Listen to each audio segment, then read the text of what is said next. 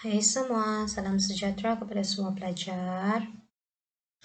Jadi, untuk hari ini kita masih lagi berada dalam bab 7, yaitu kepelbagaian iklim dan juga pengaruhnya terhadap kegiatan manusia di Asia. Dan minggu-minggu lalu kamu sudah belajar berkaitan dengan apa iklim yang terdapat di Asia. Okey, ada 4 zon iklim di Asia. Lepas tu setiap zon itu juga ada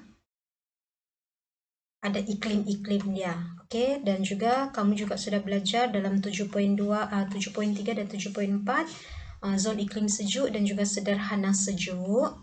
Okey, jadi untuk hari ini kita akan masuk dalam 7.5 berkaitan dengan zon iklim panas sederhana.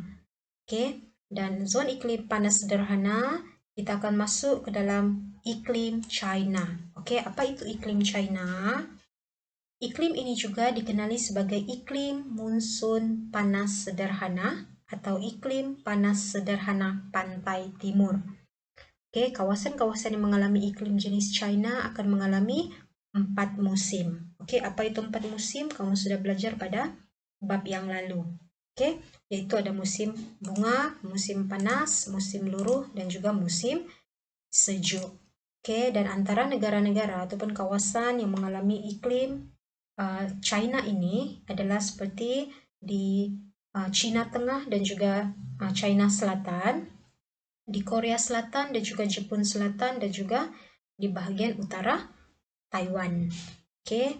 Dan kalau kamu nampak di sini dia punya suhu musim panas dia adalah 28 darjah Celsius, iaitu antara bulan Mei hingga September. Manakala suhu musim sejuk dia adalah kira-kira 5 darjah Celsius, okey, daripada bulan Oktober hingga April. Okey, dan terdapat juga angin monsun tenggara bertiup ke kawasan tekanan rendah pada musim panas dan membawa hujan lebat. Dan pada akhir musim panas, okey, China Selatan, Hong Kong dan Taiwan mengalami ribut taufan kerana siklon tropika bertiup dari lautan Pasifik. Dan kalau kamu nampak di sini, iklim China ini juga dia menerima hujan yang tidak berapa banyak. Okey, di antara 508 mm sehingga 1520 mm sahaja, dan kebanyakan hujan turun dalam bentuk hujan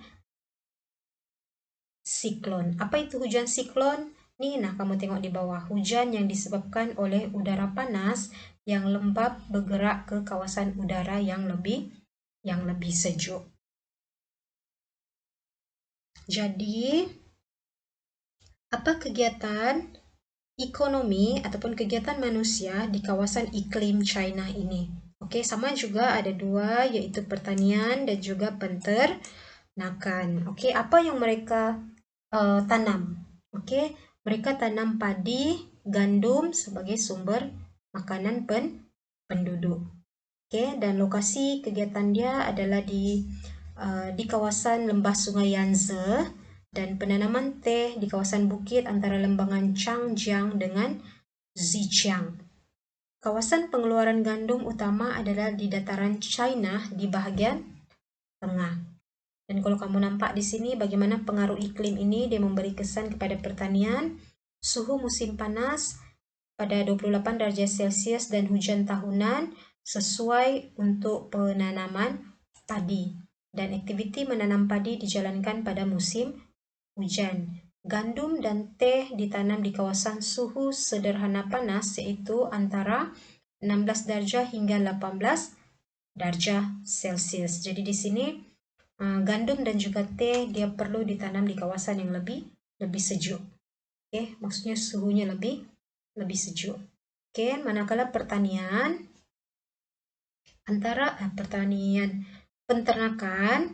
antara apa yang mereka ternak, China merupakan pengeluar dan pengguna hasil ternakan utama dunia.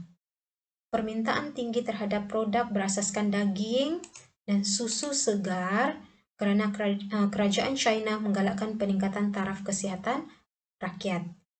Dan kawasan penternakan utama di China ialah Shanghai Bright, Inner Mongolia Yili dan juga Shijiazhuang, Sanlu.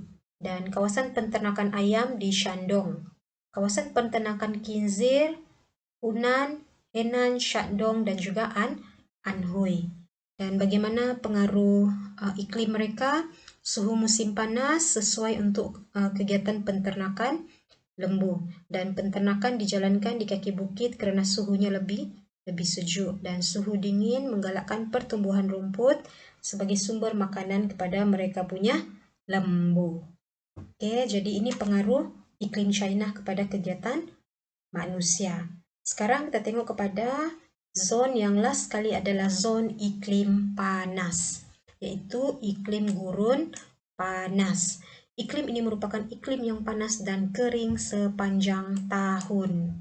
Oke, maksudnya kalau tadi kalau yang sebelum ini kamu belajar zone sejuk yang sangat sejuk, ini adalah iklim gurun panas yang sangat panas yang terdapat di kawasan gurun Arab. Dan kalau kamu tengok suhu dia mencecah sampai 36 darjah Celcius. Tengok cuaca pada waktu siang mencapai sampai 40 darjah Celcius karena kekurangan letupan awan yang menyebabkan pancaran matahari terus ke permukaan bumi.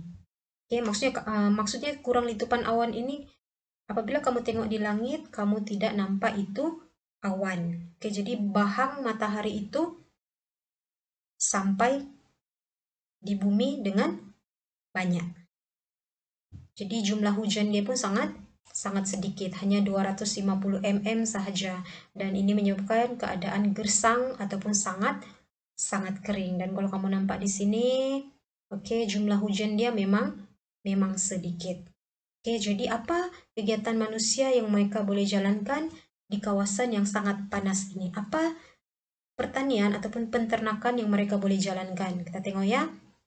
Pertanian, penanaman pokok kurma secara besar-besaran untuk mendapatkan buahnya. Oke, biarpun dia panas-panas begitu, pokok kurma boleh tumbuh. Oke, jadi lokasi dia adalah seperti di ladang buah kurma di wilayah Qasim di Arab Saudi. Dan bagaimana pengaruh iklim itu? Pokok kurma ditanam di kawasan oasis secara ladang. Apa maksud oasis? Kawasan yang subur dan mempunyai air di padang pasir. Oke. Dan pokok kurma dapat tumbuh pada suhu 7 hingga 40 darjah Celcius. Maksudnya pokok kurma ini biarpun dia di kawasan yang sangat kering, dia boleh tumbuh. Dan peternakan yang mereka jalankan, mereka ternak unta, kambing biri-biri, lembu untuk mendapatkan daging, susu, dan juga kulit, dan juga dia punya bulu. Oke, dan ladang ternakan unta di Hudaibiyah, Arab Saudi, dan juga ladang ternakan lembu di Gurun Arab. Jadi, bagaimana pengaruh iklim tersebut? Jumlah hujan tahunan yang kurang menyebabkan rumput dan semak samun tumbuh secara renek. Renek ini maksudnya rendah sebab tidak ada air. Oke, mereka kekurangan air untuk membesar. Dan rumput ini dijadikan sebagai makanan kepada mereka punya ternakan seperti lembu, kambing, dan juga unta. Oke, jadi cikgu rasa kita habis sudah untuk bab ini, untuk topik ini bab 7. Kamu sudah belajar berkaitan dengan kepelbagaian iklim di Asia. Ada zon-zon iklim dia ya. Jadi kamu kena ingat balik apa zon-zon iklim, dan setiap zon iklim itu ada iklim-iklim di dalamnya. Oke, jadi itu sahaja untuk hari ini. Oke, thank you.